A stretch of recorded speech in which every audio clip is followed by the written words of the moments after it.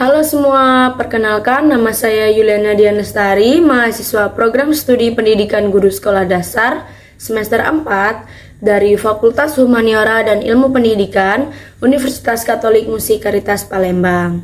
Di sini saya akan mendemonstrasikan sebuah video pembelajaran yang dibuat dari PPT interaktif.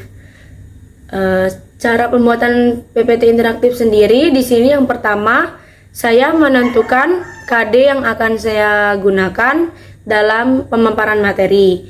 Saya memilih KD 3.1 mata pelajaran IPS yaitu tentang pemanfaatan sumber daya alam untuk kesejahteraan masyarakat. Sebelum membuat PPT interaktif sendiri, yaitu setelah menentukan KD, saya membuat indikator pembelajaran, tujuan pembelajaran, kemudian mencari materi dari internet, buku sumber, dan lain-lain tentang pemanfaatan sumber daya alam untuk kesejahteraan masyarakat itu sendiri. Setelah menemukan materi, kemudian saya membuat PPT. Sebelumnya yaitu saya memilih desain yaitu dari Canva. Di sini saya membuat media pembelajaran PPT interaktif ini menggunakan aplikasi Canva. Tampilan PPT-nya seperti ini ya teman-teman. Untuk di slide pertama yaitu tentang KD-nya atau judul. Di sini judulnya pemanfaatan sumber daya alam untuk kesejahteraan masyarakat. Kelas 4, KD-nya KD 3.1. Kemudian di slide kedua yaitu ada pokok bahasan. Di sini saya akan menjelaskan materi tentang apa itu sumber daya alam. Yang kedua, bagaimana pemanfaatan sumber daya alam itu sendiri. Kemudian, jenis-jenis sumber daya alam itu ada apa aja gitu kan. Terus yang terakhir yaitu contoh-contoh sumber daya alam. Dan yang terakhir nanti ada kuis dan soal ujian. Selanjutnya, pada slide ketiga itu sudah masuk ke materi. Yang pertama yaitu apa itu sumber daya alam? Di sini saya menjelaskan bahwa sumber daya alam adalah segala sesuatu yang bisa diambil atau dimanfaatkan dari alam karena memiliki manfaat untuk memenuhi kebutuhan manusia. Selain itu, sumber daya alam juga penting sebagai tempat tinggal manusia. Karena tanpa sumber daya alam, kita tidak dapat hidup sejahtera. Kemudian, di slide yang keempat, di sini ada langsung ke pokok bahasan yang kedua yaitu tentang jenis-jenis sumber daya alam. Jenis-jenis sumber daya alam yaitu ada berdasarkan pemulihannya. Yang pertama, sumber daya alam yang dapat diperbaharui. Dan yang kedua, sumber daya alam yang tidak dapat diperbaharui. Yang dapat diperbaharui sendiri yaitu sumber daya alam dapat dikembalikan persediaannya, diperbaharui dalam waktu yang terbilang cepat, dan dapat dibudidayakan. Sumber daya alam yang diperbaharui yaitu terdiri dari sumber daya alam hayati dan hewani. Contohnya seperti perkebunan, pertanian, kehutanan, perikanan, dan peternakan. Selain itu juga binatang, hewan, tumbuh-tumbuhan itu juga dapat diperbaharui. Kemudian yang kedua yang tidak dapat diperbaharui yaitu sumber daya alam jenis ini tidak dapat dipulihkan sama sekali karena proses terbentuknya yang jauh lebih lambat dibandingkan umur manusia serta jumlahnya lebih sedikit. Contohnya bahan mineral, batu bara, gas bumi, dan minyak bumi. Kemudian di slide selanjutnya yaitu pokok bahasan tentang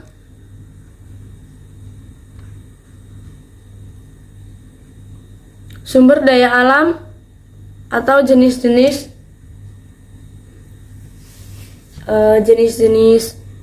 contoh sumber daya alam yang dapat dimanfaatkan untuk kehidupan sehari-hari.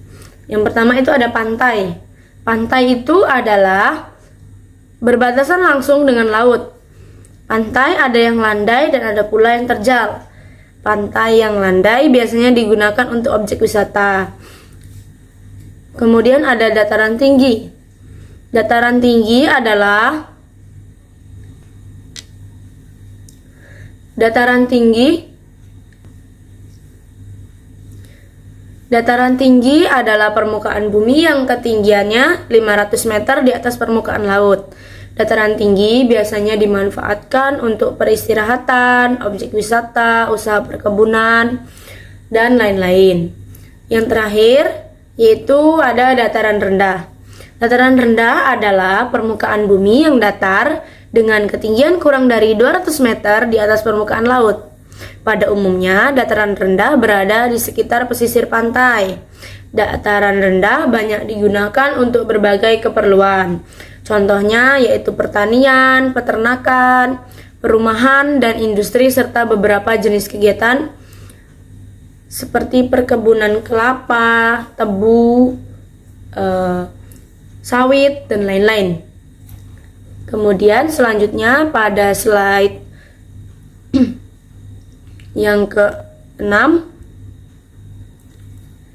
yaitu ada cara memanfaatkan sumber daya alam. Cara memanfaatkan sumber daya alam sendiri di sini ada salah satunya ada 5, yaitu yang pertama mengelola pertanian, perkebunan, dan peternakan. Jadi maksudnya di sini kita memanfaatkan sumber daya alam yang ada itu dengan bertani, berkebun, dan berternak seperti itu. Kemudian yang kedua yaitu mengelola sumber daya alam agar bernilai ekspor. Jadi maksudnya sumber daya alam itu kita kelola, kita kembangkan, kemudian hasilnya dapat dijual atau diekspor dari di luar daerah atau di luar kota, bahkan bisa di luar negeri, seperti itu teman-teman. Dan yang ketiga yaitu menjaga kelestarian laut dan hutan. Jadi menjaga kelestarian laut dan hutan yaitu salah satu memanfaatkan sumber daya alam untuk kesejahteraan masyarakat. Karena dengan menjaga kelestarian laut, tidak mengambil ikan sembarangan di laut, dan menjaga hutan dengan mengurangi penebangan pohon sembarangan, kita dapat hidup sejahtera dengan nyaman dan memanfaatkan sumber daya alam itu seperlunya, seperti itu. Yang keempat adalah menggunakan sumber daya tambang secukupnya. Dan yang kelima itu ada beralih sumber daya alam yang dapat dipercaya. Kemudian ada contoh dari sumber daya alam. Itu tadi ada sumber daya alam yang dapat diperbaharui. Contohnya air, sinar matahari, angin, panas bumi, dan biomasa. Manfaat dari matahari, air, angin, panas bumi ini juga dapat kita manfaatkan untuk seperti sinar matahari. Kita dapat menjemur pakaian di bawah sinar matahari agar cepat kering, untuk menjemur ikan, dan lain-lain. Air sangat banyak ya teman-teman manfaatnya, untuk mandi, untuk menyiram tanaman, untuk minum, dan masih banyak lagi lainnya. Kemudian angin, tanpa angin kita akan selalu merasakan panas karena kita tidak bisa selalu menggunakan kipas angin karena kipas angin harus menggunakan listrik gitu teman-teman. Kemudian ada sumber daya alam yang tidak dapat diperbaharui, contohnya minyak bumi, batu bara, dan gas alam. Kemudian yang terakhir itu ada kuis dan soal ujian. Di sini kuisnya saya menggunakan sebuah link yang dibuat dari WordWall, yaitu sebuah website untuk dapat dibuat untuk seperti ini, kuis, soal ujian. Jadi membuat peserta didik semakin interaktif. Caranya itu dengan mengklik link tersebut, kemudian nanti akan muncul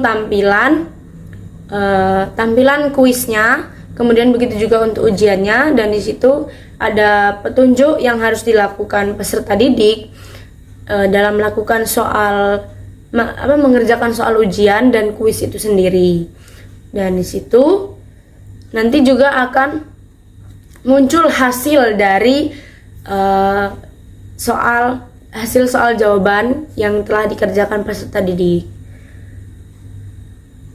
Baiklah, sekian video demonstrasi dan penjelasan pembuatan video PPT interaktif yang telah saya buat. Kurang lebihnya saya mohon maaf.